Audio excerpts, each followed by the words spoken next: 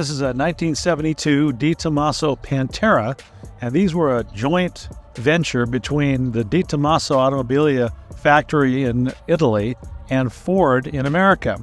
And what happened was Ford was concerned that American Motors and Chevrolet were going to come out with a mid-engine sports car. They wanted to beat them to the punch, so they bought controlling interests in Tomaso, had them build these cars in Italy. They shipped the Ford 351 Cleveland V8 motors to Italy, where they were put together, and then the cars were shipped back to the United States and sold in Lincoln Mercury dealers. Well, when I was a kid, I was 16 years old, in fact, watching a movie called Cannonball with David Carradine in it, and in that movie there was a Pantera. It was supposedly the fastest car of any of them on the screen, and I fell in love with it, and I said, someday I'm going to own that car.